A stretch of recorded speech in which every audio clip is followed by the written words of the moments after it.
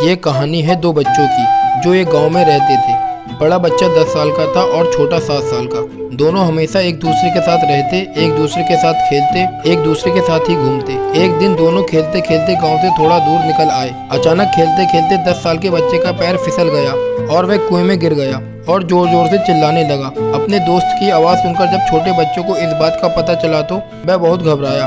उसने अपने आसपास देखा और मदद के लिए चिल्लाया, लेकिन आसपास कोई नहीं था जो उसकी मदद कर सकता था। अचानक उसकी नज़र पास ही पड़ी एक बाल्टी पर पड़ी जिस पर एक रस्सी बंधी थी। उसने बिना कुछ सोचे वह रस्सी कुएं में फेंकी और अपने दोस्त को उस रस्सी को पकड़ने को बोला। अगले ही पल वह 7 साल का बच्चा उस 10 साल के बच्चे को पागलों की तरह कुएं से बाहर निकालने के लिए खींच रहा था।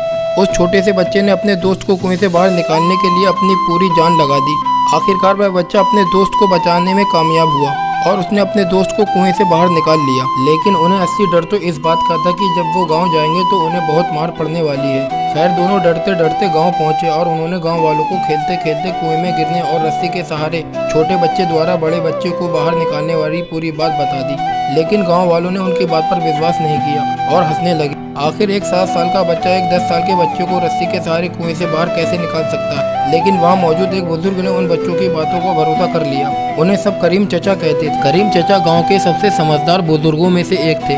गांव वालों को जब करीम चचा के बच्चों की बात पर विश्वास करने की बात पता चली तो सब इकट्ठे होकर करीम चचा के पास पहुंचे और बोले, चचा, हमें तो बच्चों की बात पर यकीन नहीं हो रहा, आप ही बता दो ऐसा कैसे हो सकता है। गाँव वालों की बात सुनकर करीम चचा बोले, बच्चे बता तो रहे हैं, उन्होंने ये कैसे किया। बच्चे ने कुएं में रस्सी फेंकी और दूसरे बच्चों को ऊपर खींच लिया। गांव वालों को कुछ समझ नहीं आ रहा था। कुछ देर बाद करीम चचा मुस्कुराए और बोले, सवाल ये नहीं कि बच्चे ने ये कैसे किया, सवाल ये है कि वह ये कैसे कर पाया। और इसका सिर्फ एक जवाब है कि जिस वक्त वह बच्चा ये कर रहा था उस वक्त उसको वहाँ यह बताने वाला कोई नहीं था कि तू ये नहीं कर सकता, यहाँ तक कि वह बच्चा खुद भी नहीं।